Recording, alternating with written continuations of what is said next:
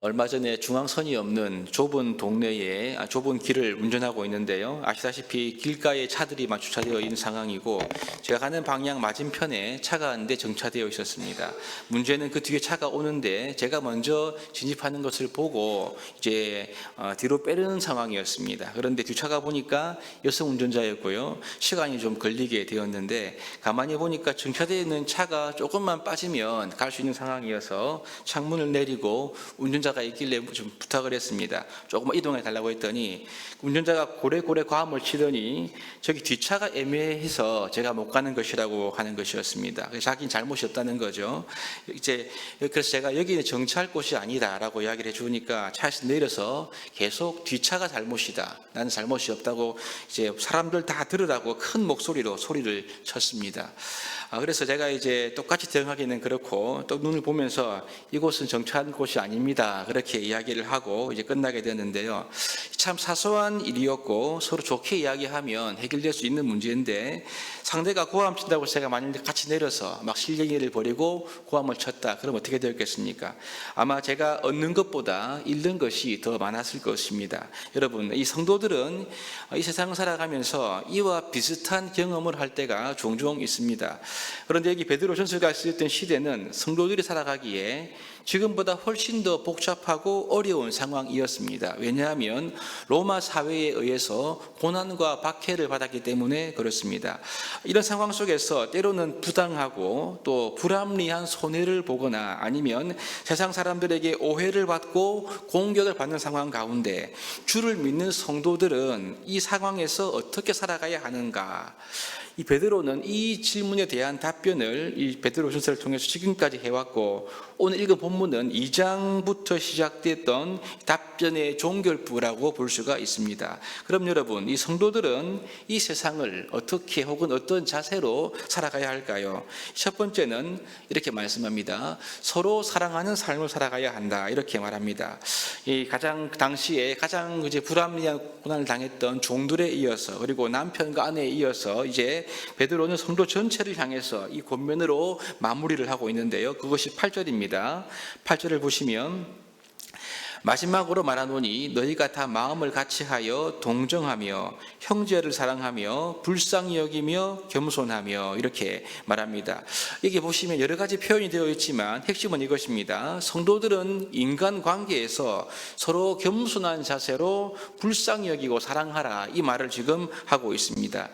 여러분, 그렇습니다. 사랑하고 긍휼히 여기고 남을 나보다 낫게 여기는 겸손한 태도는요, 구원받은 성도들에게 드러나야 할 당연한 태도입니다. 그렇지 않아도 여러분, 이 외부의 박해 때문에 애매함과 어려움이 얼마나 컸겠습니까? 그런데 이 교회 공동체 내에서 서로가 서로를 아껴주고 또 사랑하고 마음을 알아주고 위로해주는 이러한 공동체의 존재는 매우 중요하고 그들에게 큰 힘이 되었을 것이 분명합니다. 여러분, 이것은 우리가 속한 교회 공동체도 회복되어야 할 중요한 가치임을 우리가 알게 되지요. 예수님을 오래 믿으면 믿을수록 여러분, 사람들에 대한 시선, 성도들을 대한 시선에는 사랑이 넘쳐야만 하는 것이 당연합니다. 좀 잘못하거나 혹은 부족하거나 실수해도 그것을 동정하고 불쌍히 여기는 마음을 가져야 합니다. 나도 은혜가 없으면 똑같다는 이러한 겸손한 태도가 우리 가운데 필요한 거죠. 하지만 여러분, 우리의 모습은 어떻습니까? 예수님을 오랫동안 믿어왔는데 부족하거나 실수하는 사람들을 보면 좀 인상이 찌푸려지고 마음속에 화가 치밀어 오르는 것이 우리의 모습은 아닌가요?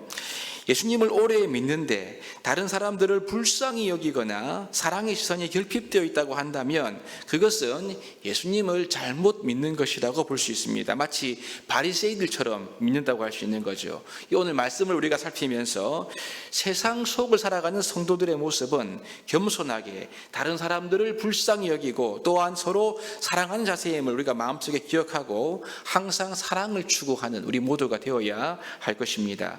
이 두 번째로 성도들은요, 악을 악으로 욕을 욕으로 갚지 말고 도리어 복을 빌라, 그렇게 우리에게 말씀하고 있습니다. 사도 바울의 표현을 가져온다면 선으로 악을 이기는 것이라고 말할 수가 있겠지요. 오늘 본문 9절을 보십시오. 9절입니다.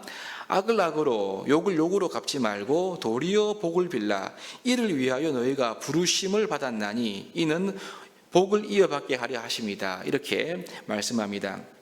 제가 볼 때는 이 베드로가 지금 여기 와서 진짜 그 마음에 하고 싶은 말을 꺼내는 것 같습니다. 지금 로마 사회의 구조와 박해라는 상황 아래에서 모든 성도들은, 특별히 그 중에 노예들로서 예수 믿는 성도들은요, 이 교회에 이른된 성도들은 정말 부당하고 또 불합리한 고난을 많이 받았을 것이 분명합니다. 여러분, 근데 로마 사회에 의해서, 세상에 의해서 이런 부당한 대우와 박해를 받을 때 우리의 마음에 일반적으로 드는 마음이 무엇일까요? 그것은 복수하고 싶은 마음일 것입니다. 이것이 죄로 타락한 인간의 기본 심성이죠.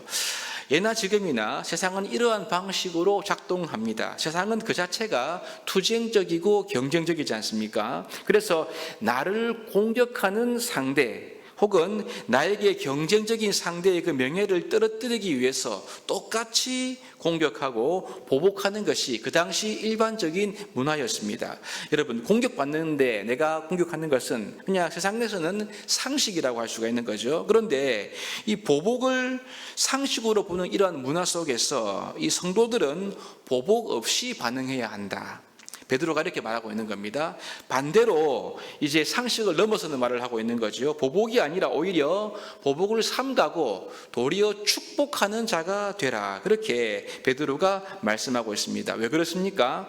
하나님의 눈이 바로 이와 같은 성도들을 향하고 있기 때문이라고 말합니다. 그래서 10절부터 12절까지의 말씀은 베드로가 시편 말씀을 인용하면서 의인에게 하나님의 눈과 귀가 향하고 있다는 것을 말하고, 반대로 악인에게 하나님의 심판이 향한다고 말씀하고 있죠. 그래서 보복하지 말고 선으로 악을 이길 것을 강조하고 있는 베드로의 말씀을 우리가 보게 됩니다. 여러분, 성도로서 우리가 이 땅을 살아갈 때에 보복하고 싶은 인간의 기본 심리에 이끌 때가 참 많지요. 그렇지 않습니까? 똑같이 갚아주고 싶습니다. 내가 옳고 상대가 틀렸다는 것을 내가 증명하고 싶은 그런 마음이 많이 생깁니다. 그렇지 않습니까? 보복을 하고 안갚음을 하게 되면 그 당시 우리의 마음은 좀 시원해지겠지요. 하지만 세상을 향한 선한 영향력은 잃어버리게 됩니다. 그것을 회복하려면 많은 시간이 걸리게 되는 거죠.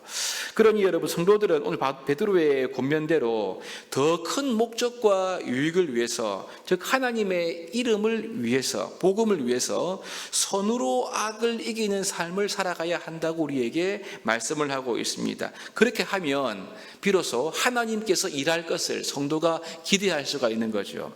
마지막 세 번째로 이 땅을 살아가는 성도들은 선을 행함으로 고난을 받으라, 이렇게 우리에게 말씀하고 있습니다. 사실 이 말씀이 제게는 가장 부담스럽게 다가옵니다. 왜냐하면 잘 안 되기 때문에 그런 거죠. 여러분, 선을 행하는 것까지는 괜찮습니다. 그런데 선을 행하는데 고난을 받아야 하는 현실은 누구나 받아들여지기가 어려운 건 아니겠습니까? 일반적으로 여러분, 선을 행하면 칭찬 들어야죠. 그렇지 않겠습니까? 그런데 가만히 보면 칭찬받기 위해서 선을 행하는 것은 일반 사람들도 할 수가 있는 겁니다. 여러분, 그러나 하늘 시민권을 가진 성도들은 이 세상 사람들과 차별된 그 무엇이 있잖아요. 그죠? 그것이 바로 여러분, 설령 칭찬이 없다 하더라도, 아니 칭찬은커녕 오히려 고난과 박해가 있다 하더라도 성도들은 열심으로 선을 행하는 것을 결코 포기하지 말라, 이렇게 베드로가 말합니다. 왜 그렇습니까? 성도들은 지금 내가 행하는 선한 행실에 대해서 세상으로부터 보상을 기대하는 존재가 아니기 때문에 그렇습니다. 오늘 말씀 14절과 15절을 보십시오. 그러나 의를 위하여 고난을 받으면 복이 있는 자니 그들이 두려워하는 것 두려워하지 말며 근심하지 말고 너희 마음에 그리스도를 주로 삼아 거룩하게 하고 너희 속에 있는 소망에 관한 이유를 묻는 자에게는 대답할 것을 항상 준비하되 온유와 두려움으로 하고 선한 양심을 가지라, 이렇게 말씀합니다. 한마디로 여러분, 성도가 선을 행하는 것은 세상의 인정을 받기 위함이 아니라는 겁니다. 우리 마음에 있는 예수 그리스도 때문에 때문에 선을 행하는 것이고요. 예수 안에 있는 확실한 소망 때문에 우리가 선을 행하는 것이라고 말하고 있습니다. 그러니 여러분, 지금 로마의 박해 속에 있다고 하더라도, 로마 사회로부터 여러 가지 크고 작은 오해와 비방을 받고 있다 하더라도 선을 행해야 하는 것이 마땅한 이유는 그것이 성도의 사명이기 때문이다. 이렇게 베드로가 말합니다. 더 나아가 17절에 보시면요, 17절에 이것이 하나님의 뜻이다 라고까지 베드로가 강조해서 말합니다. 여러분, 그렇습니다. 우리 구원받은 성도들의 삶의 중심에는 항상 보이지 아니하시는 하나님이 계심을 우리가 인식해야 합니다. 하나님 백성된 우리들에게는요, 세상의 평가와 세상의 칭찬이 중요한 것이 아님을 생각하십시오. 하나님의 평가, 하나님의 칭찬, 하나님의 인정이 우리에게는 훨씬 더 중요한 것입니다. 그러니 여러분, 박해와 고난이라는 현실 속에서도 성도들은 하나님의 백성이라는 이 정체성을 가지고 이 땅에서 끊임없이 선을 행하는 삶을 살아가야 할 것입니다. 우리가 여러분, 하나님께 인정을 받는 이러한 선을 지속적으로 행하면 반드시 세상 사람들도 알게 될 때가 올 것을 우리가 생각해야 합니다.